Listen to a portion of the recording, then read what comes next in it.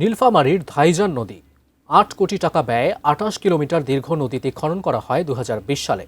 এবার সেই নদীকে খনন করা হচ্ছে খাল দেখিয়ে। ইউজিপিপি প্রকল্পের আওতায় ৩৯ লাখ টাকা ব্যয়ে সরকারের খাল খনন কর্মসূচির আওতায় প্রকল্পটি বাস্তবায়ন করছে দুর্যোগ ব্যবস্থাপনা ও ত্রাণ মন্ত্রণালয়।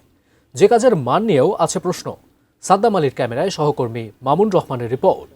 ৬৪ জেলা নদী খননের যে প্রকল্প ছিল ২০১৯ সালে এটা শুরু হয়েছিল খনন কাজ এবং সম্পূর্ণ ২৮ কিলোমিটারই খনন হয় ৩টি প্যাকেজের মাধ্যমে এবং ২০২০ সালে ডিসেম্বর নাগাদ এটি সমাপ্ত হয়।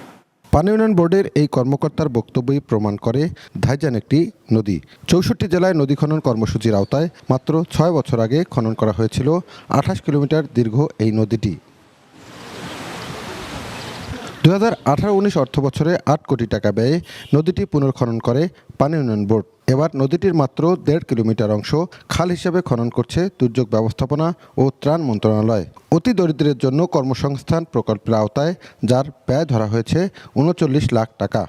প্রকল্পের কার্যকারিতা নিয়ে প্রশ্ন তুলেছেন খোদ প্রকল্প কমিটির সভাপতি ও স্থানীয়রা।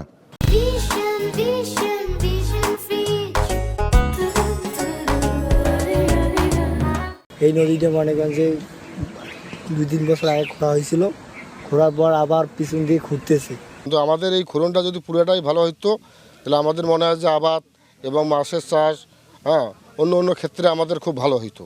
তবে ধাইজানকে বড় নদী মানতে নারাজ জেলা ত্রাণ ও পুনর্বাসন কর্মকর্তা। তার দাবি ছোট নদীগুলো এই কর্মসূচির আওতায় আসতে পারে। নীলফামারী যে কিশোরগঞ্জ উপজেলা যেটি বললেন যে নদী খনন, এটা হতে পারে। আমাদের খাল বলতে যে ছোট ছোট নদীগুলো আছে এর মধ্যে এর আওতায় আসতে পারে যদি সেটা প্রয়োজন হয় খনন। জাতীয় নদী রক্ষা কমিশন এবং পানি সম্পদ মন্ত্রণালয়ের নির্দেশনা অনুযায়ী নদীকে খালে রূপান্তর করার আইনি সুযোগ নেই। তাই সরকারি অর্থের এই অপচয় রোধে বিষয়টি তদন্ত করে ব্যবস্থা নেওয়া হবে, এমনটাই প্রত্যাশা জেলাবাসীর। Mamun Rahman, ATN news, Nilphamari.